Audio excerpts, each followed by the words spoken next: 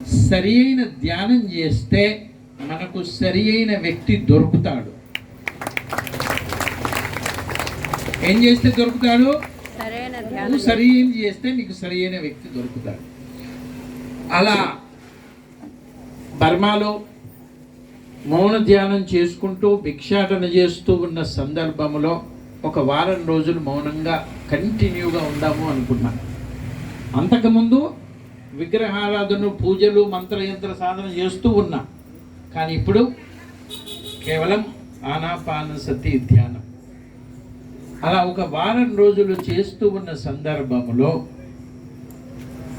శ్వాసతో మమేకమయ్యి నాతో నేను అంతర్లీనమవుతూ ఆత్మతో అనుసంధానమవుతూ ఉన్న సమయంలో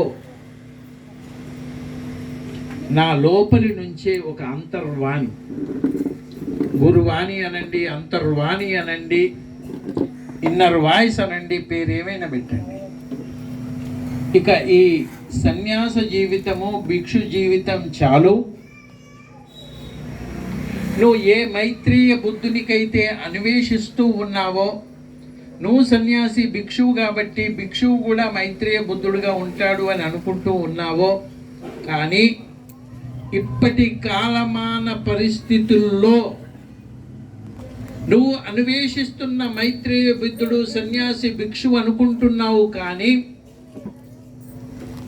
ఇప్పటి కాలములో సంసారములోనే నిర్వాణము, సంసారములోనే నిర్వాణము అన్న నినాదంతో సుభాష్ పత్రిజీ అనే నామరూపాలతో మైత్రేయ బుద్ధుడుగా ఈ భూమి మీదకి వచ్చాడు. అందుకొరకు నువ్వు కూడా ఇక ఈ సన్యాస జీవితం వదిలి సంసారంలోకి వెళ్ళి ఆ మైత్రేయ బుద్ధునితో ప్రయాణం చెయ్యి. ఎన్నుంచి వచ్చింది వాణి? నా లోపల నుంచి, ఎవరో చెప్పలా. కానీ నాకు అప్పటికి వరకు సంసారులంటే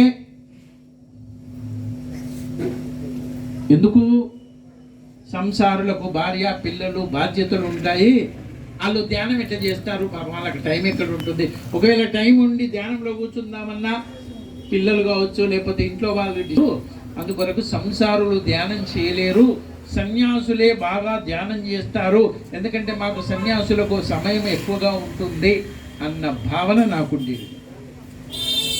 ఈయనేమో పత్రిజీ సంసారి, ఈయన నా గురువు, ఈయన మైత్రేయ బుద్ధుడు ఎట్లా అవుతాడు? మైత్రేయ బుద్ధుడు అంటే నాలాగా భిక్షువుగా సన్యాసిగా ఉండాలి.